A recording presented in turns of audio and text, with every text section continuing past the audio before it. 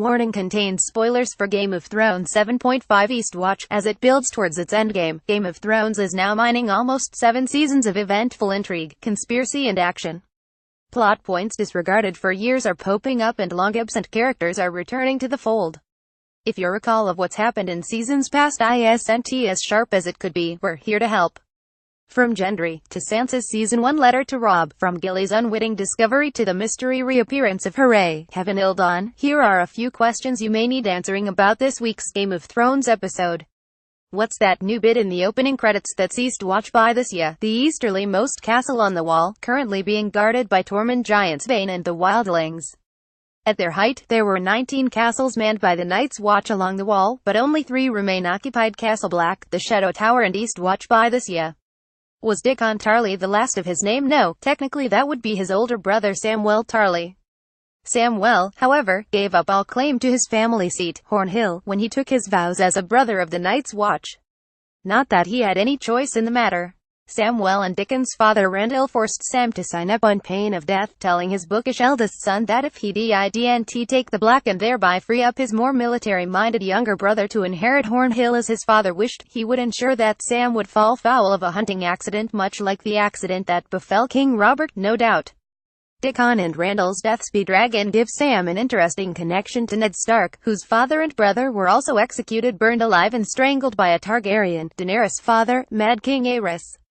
Will Dany come to regret her execution of Samwell's little brother? Where else have I heard Dany talking about a wheel? I'm not here to murder, said Dany to the surviving Lannister soldiers in Eastwatch.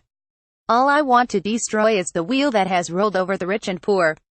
In Season 5 episode Hardhome, Dany used a similar image, saying Lannister, Baratheon, Stark, Tyrell, they're all just spokes on a wheel. This one's on top and that one's on top and on it spins, crushing those on the ground. We're not going to stop the wheel. I'm going to break the wheel. Why did Drogon allow Jon Snow to stroke him? He must have recognized Jon as a Targaryen. Don't you think dragons and Targaryens go way back?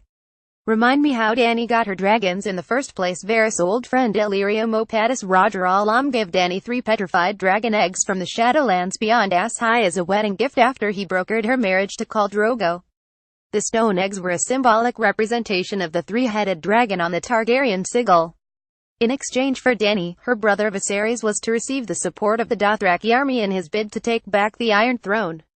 That didn't work out, and Viserys was instead murdered by Khal Drogo, who had molten gold poured onto his head after Viserys demanded a crown. You won't have forgotten how Dany hatched the dragons in the Season 1 finale after she emerged from Khal Drogo's funeral pyre. How many farewells have Ser Jorah and Dany had so far? This would be the 3rd.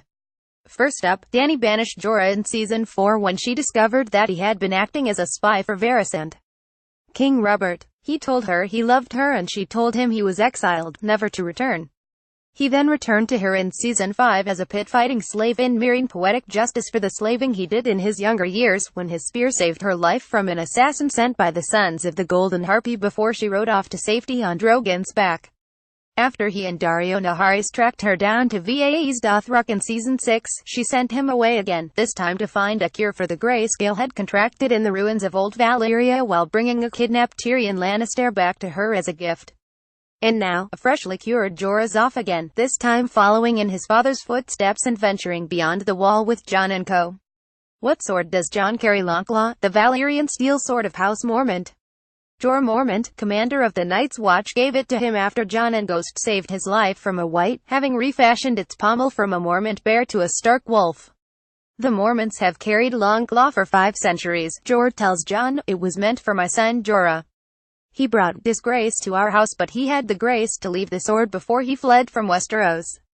After meeting Jon, will Ser Jorah want his family steel returned to him? This is basic, but what's the difference between a White Walker and a White again? White Walkers are an otherworldly race created from men by the Children of the Forest using magic and dragonglass. They in turn are the creators of Whites, reanimated humans they raise from the dead to form their zombie army. Whites can be torn apart and killed by fire, but it takes dragonglass and Valyrian steel to kill White Walkers. What was the Long Night? The Long Night discussed by the Maesters at the Citadel was a legendary winter, thousands of years before the present time, that lasted for an entire generation. Old Nan told Bran scary stories about it in Season 1, telling him in that darkness, the White Walkers came for the first time. They swept through cities and kingdoms, riding their dead horses, hunting with their packs of pale spiders big as hounds. Shudder. So far, the White Walkers we've seen have stuck to reanimated horses.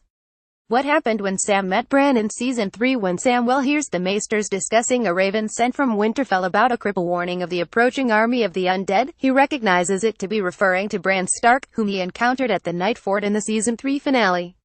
Along with Hodor, Meera, Jojen and Summer, Bran was heading beyond the wall to the cave of the Thrydraven when Sam, Gilly and Baby stumbled upon the group as they fled after the mutiny at Craster's Keep. Sam refused to go north again, but gave Bran's group some of the dragonglass blades found buried at the First of the First Men and directed their passage through the wall. What's the deal with Bran's eyes going all white again? It means he's warging, which means taking over the mind of another living creature. He did it with his direwolf, with Hodor, and now with ravens he uses to spy on the actions of the Night King, who is able to sense when Bran's spying in him in a vision. Mackenzie Crook played Orell, a wildling with the same power who used an eagle to scout for the wildling army back in Season 3. What's the significance of Gilly asking what annulment means? Sam was too grumpy to realize it and annoyingly batted her away, but Gilly has stumbled on a crucial piece of evidence that proves Jon Snow isn't only the biological son of Prince Rhaegar Targaryen, he's also his rightful heir. Prince Rhaegar was married to Elia Martell, but secretly fathered a son Jon with his captive Lyanna Stark. We don't yet know whether Rhaegar coerced Lyanna or whether she loved him at the Tower of Joy in Dorne near the end of Robert's rebellion. We know this because of Bran's Season 6 vision, and it was confirmed by a family tree HBO released last year. What we didn't know until now was that Rhaegar had his marriage to Elia annulled and secretly married Lyanna, making Jon not a bastard but a legitimate Targaryen heir. Who is little Sam's biological father? His grandfather, Craster, a wildling who incestuously fathered children with his daughters and sacrificed the male newborns to the White Walkers, keeping the female children to raise as yet more wives.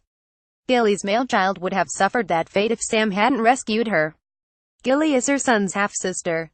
Remind me why Tyrion killed his father after a lifetime of resentment and cruel treatment at Tywin Lannister's hands. Tyrion killed him in retaliation for Tywin scheming to have his youngest son executed for a crime he didn't commit, murdering Joffrey, and for sleeping with Shae, the woman Tyrion loved yet also murdered.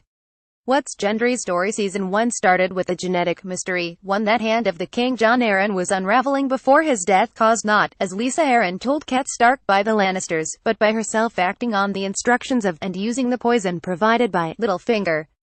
When Ned Stark took over the job, he also took up the investigation. Why was Arryn going all over King's Landing and questioning dark-haired youths? Because he'd worked out that King Robert Baratheon's royal children weren't his by comparing their appearances to Robert's many children fathered outside of marriage. In every case, Robert's illegitimate progeny were dark-haired, even when, like Gendry's, their mother was fair. Cersei Lannister's blonde children were obviously the product of her much-rumored incest with brother Jaime, invalidating their claim to the Iron Throne. Ned Stark followed Arryn to meet with Gendry at the smithy where he worked, and confirmed him to be Robert's unacknowledged bastard son. After Robert's death, Gendry's master sent him to the Wall for his protection. On his way there, Gendry met Arya in disguise as Boy Arry, Hot Pie and Lomy Greenhands. He and Arya were later taken by the Brotherhood without banners, who sold Gendry to Melisandre. At Dragonstones, Melisandre used Gendry's royal blood in a spell to curse Robb Stark, Balon Greyjoy and Joffrey Baratheon, then planned to sacrifice him to the Lord of Light to aid Stannis' quest for the Iron Throne. Davos saved him from that fate, giving him a rowboat and pointing him towards King's Landing. He's been there ever since, working as a blacksmith in Flea Bottom, right under Cersei's nose. What is the significance of Gendry's warhammer decorated with the Baratheon stag? It's the same weapon his father used in battle, specifically at the Battle of the Trident, at which Robert killed rival Prince Rhaegar Targaryen, Jon's dad. When Gendry says to Jan in Eastwatch that all I ever knew is that our fathers fought together, little does he know that they did, but on opposite sides. How tall is Jon Snow? According to Google, Kit Harington is 5 feet 7 or thereabouts. Sean Bean's closer to 5 feet 9. Cersei's pregnant again. What did that prophecy say about her children? The witch prophecy Cersei heard as a teenager told her the king will have 20 children and you will have 3, gold will be their crowns, gold their shrouds. There's no mention of a 4th child, so make of that what you will. What was Qyburn offering Cersei? I could give you something, offered Qyburn, when Jaime walked in on them. That won't be necessary, replied Cersei. He could have been offering her something to help with morning sickness, of course, but it's more likely he was proffering moon tea, used by the women of the Seven Kingdoms to terminate pregnancies. Cersei's first pregnancy was by Robert, a dark-haired son who didn't survive the birth. After that, she somehow managed to only give birth to Jaime's children. If Robert Baratheon had 20 children, why is Gendry the only one left? King Joffrey, hearing rumors of his own incestuous beginnings and Robert's illegitimate children, ordered Sir Janos Slynt and the City Watch to murder each of Robert's bastards, even the babies, to protect his claim to the crown in the massacre of King's Landing. Janos sent men after Gendry, but they mistakenly killed Lomy Greenhands instead, thinking it was him. Janos was sent to the Wall by Tyrion as punishment, where he was eventually beheaded by Jon Snow.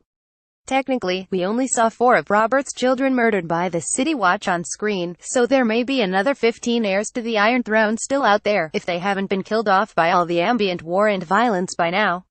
Haven't I seen Kevin Ildon in Game of Thrones before? You have. Comedian and actor Ildon was part of the troupe of mummers Arya had dealings with in Bravos when she was training at the House of Black and White. Ildon played an actor in a farcical retelling of the events of Season 1 who portrayed Ned Stark as a clownish fool with his sights set on the Iron Throne. Ildon reappeared this episode as one of the 2 Lannister Goldcloaks Davos fed fermented crab too, and who met his fate at the end of Gendry's hammer. Identical twin, or career change. WASD King's Landing already sent proof that the White Walkers existed. It was, in Season 1, but whether it received it, we don't know. Commander Mormont sent Elizar Thorne to King's Landing with the Hand of the White that attacked him to alert the Iron Throne to what was happening beyond the wall. In the TV show, we never learn how that went, though in the books, Thorne was kept waiting for so long that the hand rotted away and he was laughed out of the place. What was the scroll from Sansa to Robb that Littlefinger planted for Arya to find? It was the scroll Cersei coerced Sansa into writing to her brother Robb here in Season 1, Episode 8, after their father had been accused of treason. It calls Ned Stark a traitor and begs Robb to bend the knee to King Joffrey. Littlefinger knew it existed because he was standing behind Cersei when she forced Sansa to write it. In fact, it was his suggestion that Cersei's little dove be given a chance to prove her loyalty to the Lannisters in writing it in the first place. Here's the full text. Robb, I write to you with a heavy heart. Our good King Robert is dead. Killed from wounds he took in a boar hunt. Father has been charged with treason. He conspired with Robert's brothers against my beloved Joffrey and tried to steal his throne. The Lannisters are treating me very well and provide me with every comfort. I beg you come to King's Landing, swear fealty to King Joffrey and prevent any strife between the great houses of Lannister and Stark.